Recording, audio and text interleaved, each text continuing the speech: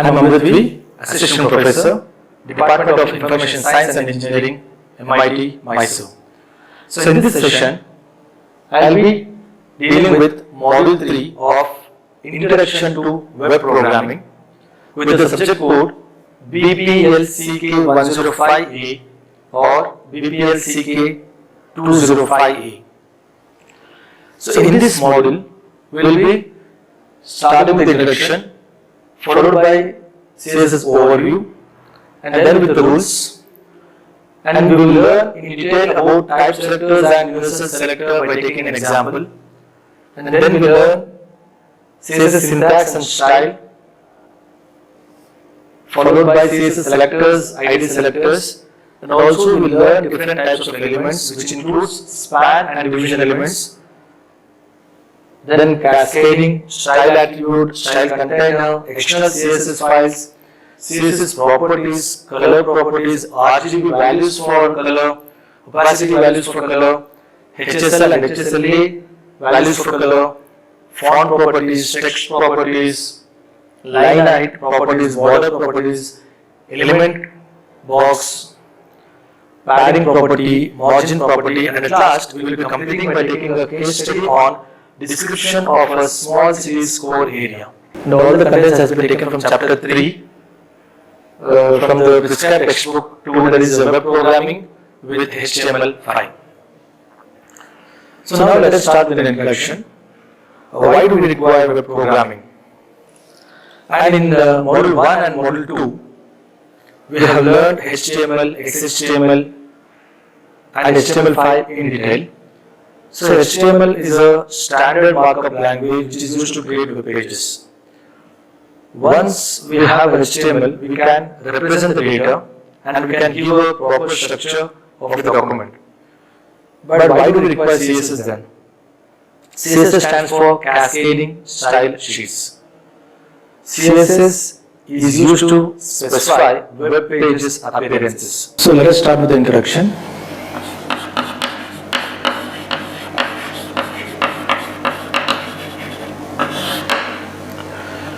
In module 1 and module 2, we have studied HTML, XHTML and HTML5 in detail, and we know that HTML is a standard markup language which is used to create web pages.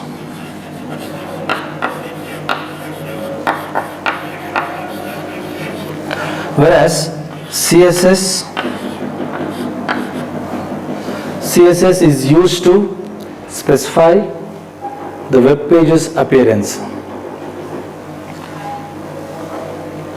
So CSS are nothing but cascading style sheets, are used to add some styles for the existing web pages which was created using HTML.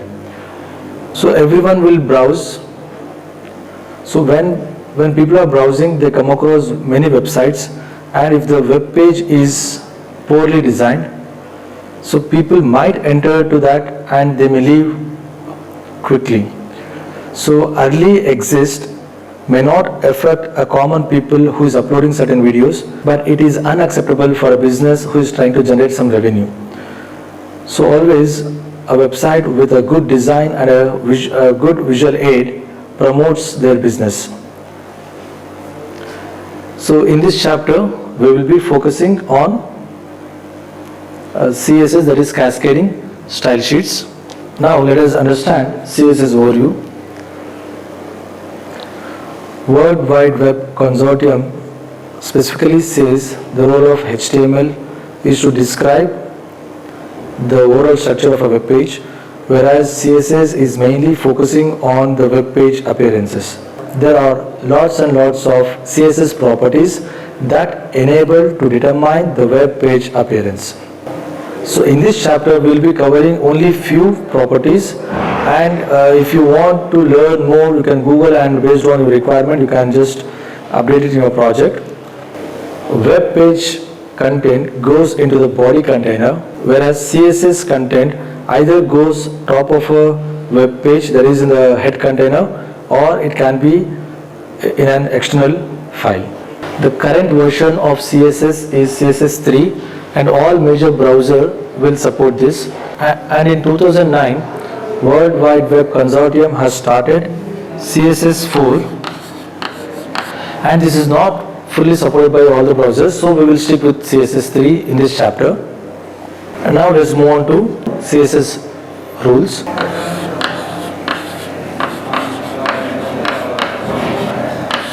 CSS rules are applied to elements within a web page. Browsers, with the help of selectors, it will decide to apply CSS rules over an element. We have different types of selectors. To start with, let me take type selector and universal selector. With a type selector, we will be choosing one element and we will search for all the instances of that particular element in the whole document, and we will be formatting based on the requirements of a user. So here is an example. So let me take P. I have taken P element. I am specifying the attribute.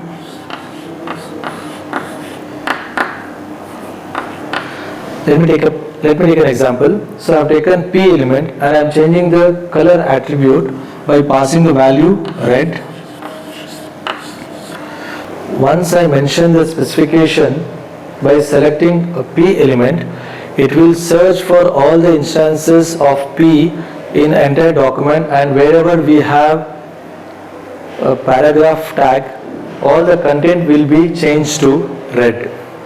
Like this, in a type selector, we can choose an element selector and we can specify and we can format based on our requirement. And the second is called as universal selector.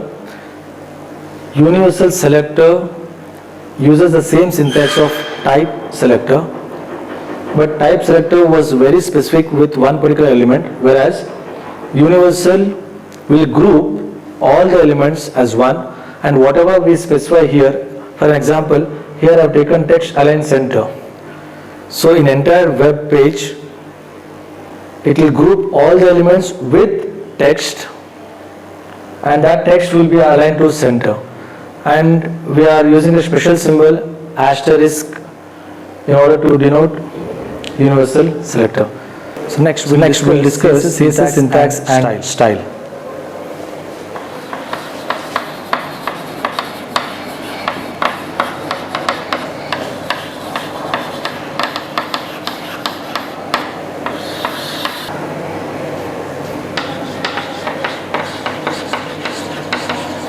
In the previous example, we have seen that inside a head container, we had placed style tag, and there we come across different type selectors like universal. So let us understand CSS syntax and style. So let us understand style first. So in the previous example, we had placed style. We had placed style tag inside the head container. And there we have specified the different rules like universal, type selector with one element and with multiple elements. In the previous example, we have seen that the style tag was placed inside the head container. And it is always advisable to have a head container, because anyone if they come across any styles and if they want to change it is very easy and convenient for them to change. So next we'll understand about syntax and style. In the previous example, we have seen the style tag which was placed in head container. And there might be a question: is it necessary to keep the style tag always inside the head container? Can't we have it in a body container? There is no wrong if you place it in a body container, but it is always advisable to have it in a head container because anyone if they want to change any of the specifications, or if they want to do any formatting, or if they want to change any of the rules, it is very convenient and easily we can address these things. So it is always good to have the style tag inside the head container. And now let us look into the syntax of CSS. Once we have a selector, we need to have a curly braces, and we can mention all the properties. And here Soon after the property, we need to have a colon, and we need to have a space, and we have to assign the value. Once we are done with one set, then you can have a semicolon if you want to add one more property. So selector can be any of the element. If you are selecting one element, you can just write the element name. If you are going with multiple elements, then it starts with the selector, followed by the property and its values. So we can have any number of properties, and we can pass on the values for it. So selectors are nothing but an element. So already we have seen type selector, universal selector. So it is the name of an element. Selectors are nothing but name of an element. If you are dealing with one element, you can simply write the name of an element. If you are choosing multiple elements, you can separate it by a comma. And you need to open a curly braces. And you need to write the attribute name or the property name. And then you need to have a colon and have to give a space. So here we are providing a space. So we need to provide a space, and then we have to pass the value. And once we are done with the first property, you have to end that using a semicolon. And you can start with the second attribute or the second property. And here also. After writing the property name or the attribute name, you need to give a space. So this is here we are adding a space, and then you can pass the value. So like this we can have any number of attributes, and we can format accordingly. And if you want to use block formatting, then you can write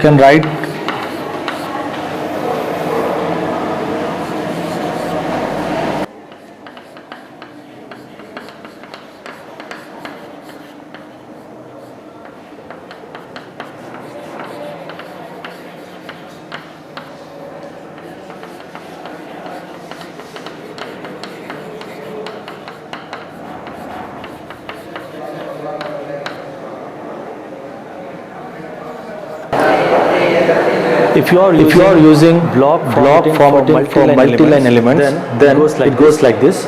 The start and the end tag are aligned to the left, and the remaining lines which is inside this particular space or with some indentation. And we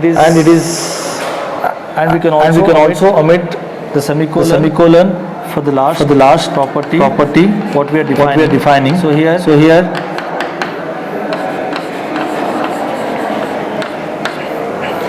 when we are listing the last property, we can also omit the semicolon, but it is always a good practice to have semicolon soon after finishing all the values. Now let us understand type selector and universal selector by taking an example. So this example has been taken from the prescribed textbook, that is figure number 3.1. So now let us only focus on the style tag, and now you can see the universal selector and the type selector with one element, and the type selector with two elements separated by a comma here. Now let us understand type selector and universal selector by taking an example. And here is an example which has been taken from a prescribed textbook, figure number 3.1. So now let us look into the style tag. That is, we have universal selector, and here type selector with one element, and here type selector with multiple elements which is separated by comma. So already you are familiar with this. So in the previous explanation we have seen, when we use star, text align center, it will select all the elements with the text and it will assign it to the center. And wherever we come across HR, for all the instances of HR, it will have a horizontal line which is spanning up to 50%. And similarly, for the elements H2 and P, the font family will be selected as italic and the color will be given in blue. So further let us, and next we will see what is there in the body, followed by the output of this particular program.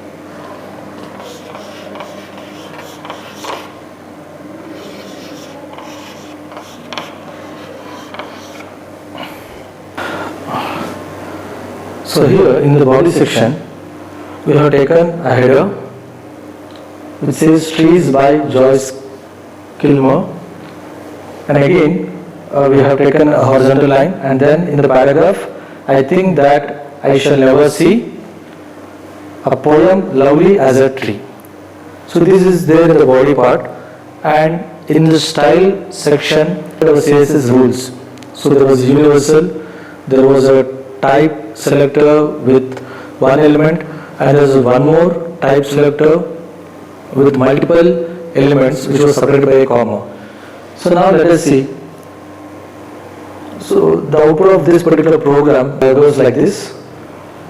So since we have quoted the color in blue, so in CSS rules we had mentioned 3 rules. One for HR was given with the width 50%. So here you can see we got a horizontal line which covers 50% of the web page, and there was one more rule which consists of 2 elements, and the attributes were a font family and also the color. So the color was taken as blue and the font family was selected as italic. So now we can see in the output, since we had taken text align as center, everything is at the center, and we had one more specifying horizontal line up to 50%, and the other one with the italic and the font family as, another one with the color blue and with the font family italic. And this is the output for the given program. Since we had 3 rules mentioned in our style tag which was there inside the head container, so one was pointing at the text alignment. Since it was a universal, all the text will be placed at the center of a web page, and there was one more rule which was saying width as 50% for the HR tag. So here we can see a line which is occupying 50% of the web page, and one more rule which was for both paragraph and also for the heading. So here we can see the output, it is given in italic, and also the font family is selected as italic, and the color has been set to blue.